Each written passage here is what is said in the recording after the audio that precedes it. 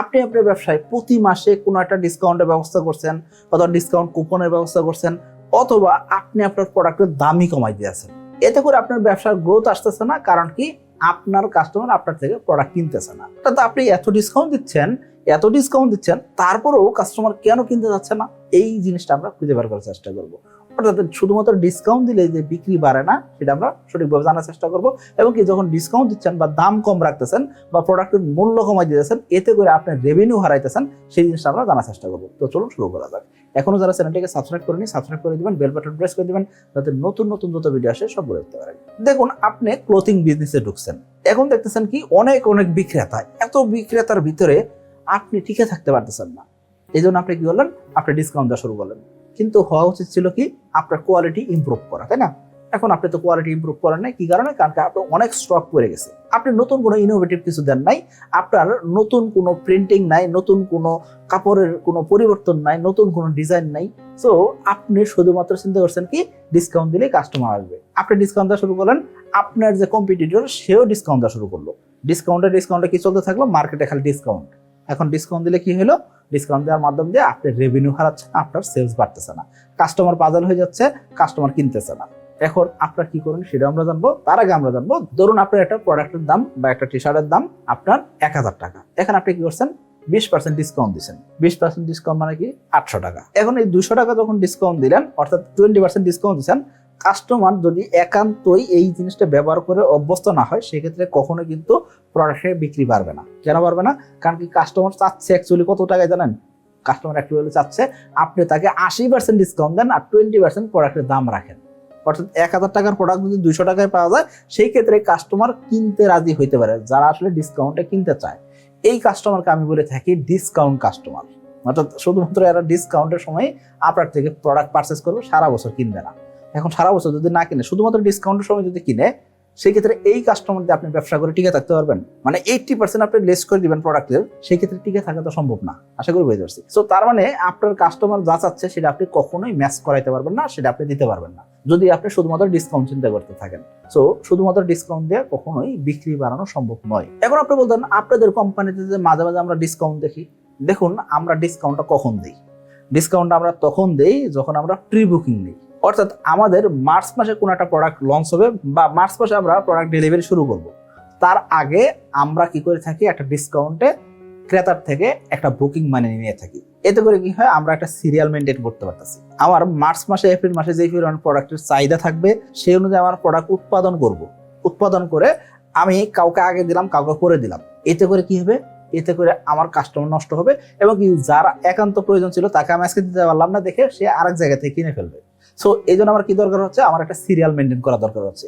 এই সিরিয়াল অনুযায়ী প্রোডাক্ট নেওয়ার জন্য আমার কাস্টমার কি করতেছেন, তারা আসলে আগে থেকে প্রি বুকিং করতেছেন। সো তাদের কাছে যদি অ্যাকচুয়াল দামও রাখা হয়, অর্থাৎ তারা 6 মাস আগে, 5 মাস আগে, 4 মাস আগে অ্যাডভান্স করবেন বা তারা বুকিং করে রাখবেন, এখানে যদি তাদের থেকে অ্যাকচুয়াল দামও রাখা হয়, তাও তারা প্রোডাক্টটা কিনবে। কিন্তু আমরা সেখানে একটা ডিসকাউন্ট দিচ্ছি। কেন দিচ্ছি?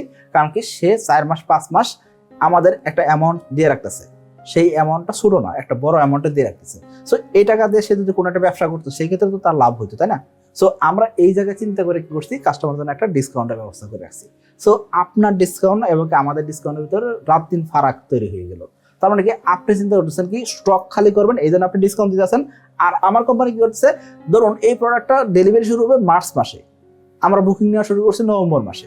সো তার মানে 5 মাস আগে এই প্রোডাক্টের বুকিং দিয়ে রাখছেন একটা সিরিয়াল ধরার জন্য। এখন এই যে সিরিয়াল ধরার জন্য আপনি যে টাকা দিয়ে রাখলেন, একটা অ্যামাউন্ট দিয়ে রাখলেন, এই ক্ষেত্রে প্রি বুকিং করছেন। সো এই প্রোডাক্টটা নিতে গেলে আপনাকে একটা সিরিয়াল ধরে নিতে হয়। কেন? কারণ কি, প্রিমিয়াম জিনিস পাওয়া যায় ওই সময়টাই, ওই টাইমের ভিতরে ডেলিভারি না পাইলে আপনার হয়তো বা টাইমলি প্রোডাক্টটা উৎপাদনও নাও হইতে পারে। সো আপনি আবার বাজার ধরবেন তো। সো এটা একটা চিন্তা থাকে। সো আপনারটা হলো স্টক খালি করা বা স্টক ক্লিয়ারেন্স, আর আমারটা হলো প্রি বুকিং এর। সো এই যে দুইটা জিনিসের ভিতর পার্থক্য বুঝতেছেন? সো এইটা আমার একটা কোম্পানির একটা বাস্তব উদাহরণ আপনাকে তুলে ধরছি। সো এরকম যদি করতে পারেন, আলহামদুলিল্লাহ। এই জিনিসটা কিন্তু অনেকেই করে থাকেন। ধরেন বিদেশ থেকে কোনো একটা প্রোডাক্ট আমদানি করে নিয়ে এসে দিবেন, সেই ক্ষেত্রে কাস্টমার থেকে একটা অ্যাডভান্স দিচ্ছেন বা কাস্টমার থেকে একটা বুকিং মানি নিয়েছেন বা কাস্টমারকে বুঝাইছেন যে আপনি এই প্রোডাক্টটা আপনি পাবেন কখন, আপনি পাবেন ধরেন 28 দিন পরে, 30 দিন পরে বা 1 মাস পরে। কাস্টমার একান্ত প্রয়োজন, সেক্ষেত্রে আপনাকে সে অথেন্টিক মনে করছে, সেই ক্ষেত্রে আপনি তার থেকে একটা 10% বা 20% বা 5% একটা অ্যাডভান্স রেখে দিলেন। এতে করে কি হলো, আপনার সিকিউর হয়ে গেলেন, আপনার প্রোডাক্টটা আমদানি করে তাকে দিয়ে দিলেন। সো এই ক্ষেত্রে কিন্তু আপনি তার থেকে কিছু দাম কমও রাখতে পারবেন। কেন? কারণ কি আপনি শিওর এই কাস্টমার আপনার থেকে পারচেস করবে, এর কাছে আপনাকে আর নতুন করে মার্কেটিং করতে হবে না। সো এই ক্ষেত্রে আপনার কিন্তু ডিসকাউন্ট দিতে কোনো সমস্যা নাই, আশা করি বুঝতে পারছি। সো শুধুমাত্র ডিসকাউন্ট দিয়ে কাস্টমার তৈরি করা যায়, এটা কিন্তু ভুল ধারণা। তাহলে কি করতে হবে, আপনার প্রোডাক্টের ভ্যালু থাকতে হবে। যদি প্রোডাক্টের ভ্যালু না থাকে সেক্ষেত্রে কাস্টমার কিন্তু প্রোডাক্ট কিনতে চাইবে না, আশা করি বুঝতে পারছি। সো প্রিমিয়ামনেস যখন দেখাতে পারবেন সেই ক্ষেত্রে আপনার বিক্রি বাড়বে। আশা করি আপনি এই জিনিসটা মাথায় রাখবেন। এখন এই যে আমি আমার কোম্পানির একটা সিক্রেট আপনাকে বলে দিলাম, এই জিনিসটা কিন্তু আপনি অন্য কোথাও পাবেন না। দ্বিতীয় আর একটা সিক্রেট আমি আপনাকে বলবো, সেই জিনিসটা কি, আপনি একটা টি শার্টের বিজনেস করেন। একটা সময় আমিও টি শার্টের বিজনেস করছি, ওইটা আলহামদুলিল্লাহ ভালো চলছে। ওই ব্যবসায় মোটামুটি 2-3 বছর থাকার পর আমি আর থাকিনি, ওই ব্যবসা থেকে আমি সুইচ করছি। ওই সময় আমি একটা জিনিস শিখছি, সেই জিনিসটা কি এটা আমি আপনাকে জানাবো। আপনি চাইলে এই জিনিসটা আপনার বিজনেসে করতে পারেন এবং কি ভালো একটা আপনি ফলাফল পাবেন। ধরুন আপনার এই টি শার্টের দাম 1000 টাকা। সো 1000 টাকার একটা টি শার্টের সাথে আপনি আপনার কাস্টমারকে এমন একটা জিনিস গিফট করেন যাতে করে কি হবে, কাস্টমার ফিল করতে পারে এটা আপনি তাকে গিফট দিচ্ছেন, কখনো তাকে ফ্রি দেন না। ফ্রি ভাবলে সেক্ষেত্রে কাস্টমার কিন্তু অ্যাকচুয়ালি ভাইবে নেবে কি 1000 টাকার ভিতরে ওই প্রোডাক্টের দামও ধরে রাখছেন। সো একটা কিনলে আর একটা ফ্রি, এরকম অনেক ক্ষেত্রে দেখা যায়।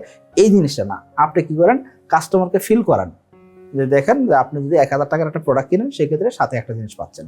এই জিনিসটার একটা ভ্যালু থাকতে হবে, এই জিনিসটা তার ব্যবহার উপযোগী হতে হবে, সকলে ব্যবহার করতে পারবে এরকম জিনিস। এবং ওই গিফট আইটেমটা যদি অ্যাকচুয়ালি দামি হয় বা এক্সপেন্সিভ কিছু হয় সেই ক্ষেত্রে কিন্তু আপনার বিক্রি বাড়বে এবং কি আপনার ক্রেতা অবশ্যই প্রিমিয়ামনেস ফিল করবে বা সে তাকে অবশ্যই দামি মনে করবে। কেন? কারণ কি তাকে আপনি একটা জিনিস গিফট করতেছেন। 1000 টাকার একটা প্রোডাক্ট কেনার কারণে আপনি তাকে হয়তো বা 100 টাকার বা 150 টাকার বা 200 টাকার একটা প্রোডাক্ট আপনি তাকে গিফট করছেন। এতে করে কাস্টমার নিজেকে ভ্যালুয়েবল মনে করবে, কাস্টমার মনে করবে হ্যাঁ আপনি তাকে প্রায়োরিটি দিচ্ছেন। এতে করে কিন্তু আপনার বিক্রি বাড়বে। কিন্তু আপনি এমন কোনো জিনিস দেন না যে জিনিসের কারণে আপনার রেভিনিউ ড্রপ করে। সো এই কাজটা করা যাবে না। দ্বিতীয় একটা কাজ করা যেতে পারে, সেটা কি, আপনি ওই 1000 টাকা টি শার্টই বিক্রি করেন। এখন আপনি একসাথে একাধিক ডিসকাউন্ট দিবেন না। কি ডিসকাউন্ট? ধরেন আপনি 20% ডিসকাউন্ট করছেন 800 টাকা, এর সাথে আবার বলতেছেন কি গাড়ি ভাড়াও ফ্রি, মানে কুরিয়ার খরচ ফ্রি। এই কাজটা আপনি করেন না, যে কোনো একটা ডিসকাউন্ট দেন এবং কি আপনি জেনে বুঝে দেন যে কোন ডিসকাউন্টটা দিলে কাজ হবে। ধরুন আপনি শীতের আগে বিক্রি করা শুরু করছেন, প্রি বুকিং নিছেন, এই সময় আপনি বলতে পারেন কি আপনি এই প্রোডাক্টটা যদি পারচেজ করেন সেক্ষেত্রে আপনি পাইতেছেন কি রেগুলার প্রাইস 1000 টাকা, সেটাই থাকতেছে, তবে আপনি ডেলিভারি কস্টটা ফ্রি পাবেন। সো কাস্টমার কিন্তু খুব সুন্দর করে প্রোডাক্টটা পারচেজ করবে। কিন্তু যখন ক্লিয়ারিং হবে, অর্থাৎ আপনি ফেব্রুয়ারি মাসে প্রোডাক্টটা বিক্রি করতে যাচ্ছেন, এই সময় কিন্তু এই প্রোডাক্টটা ফ্রি ডেলিভারিতে দিলেও কাস্টমার কিনতে চাইবে না। এই সময় আপনাকে স্টক ক্লিয়ারেন্স ডিসকাউন্ট দিতে হবে। এখন এই স্টক ক্লিয়ারেন্স ডিসকাউন্টটা আপনাকে ভালোভাবে বুঝে, ব্যবসার অবস্থা বুঝে তারপর ডিসকাউন্ট দিতে হবে। মুখে মুখে বলে ডিসকাউন্ট দেওয়া যাবে না, হুট করে সিদ্ধান্ত নিয়ে ডিসকাউন্ট দেওয়া যাবে না। এতে করে আপনার রেভিনিউ হারাবেন না, শুধুমাত্র এতে করে আপনার টোটাল ক্যাপিটালে বা ক্যাশ ক্যাপিটালে বা ক্যাশ ফ্লোতে আপনি বিপদে পড়তে পারেন। আশা করি বুঝতে পারছি। ক্যাশ ফ্লো নিয়ে আমাদের একটা ভিডিও আছে, সেই ভিডিওটা আপনি দেখে নিতে পারেন। আশা করি এই জিনিসগুলো মেনে যদি ব্যবসা করতে পারেন, ইনশাল্লাহ আপনার ব্যবসা অবশ্যই সাস্টেনেবল হবে। এখন আপনি বলতে এই যে আপনি সিক্রেটগুলো বলে দিলেন, এতে করে আপনার লাভ কি? আমি চাই আপনি একজন ব্যবসায়ী হন, আমি চাই আপনার একটা ব্র্যান্ড তৈরি হোক। আর ব্র্যান্ড বিল্ডিং এর ক্ষেত্রে কিন্তু আমরা কাজ করে থাকি। সো আপনি চাইলে কিন্তু আমাদের সাথে যোগাযোগ করতে পারেন। সকলে ভালো থাকবেন, সুস্থ থাকবেন। আসসালামু আলাইকুম।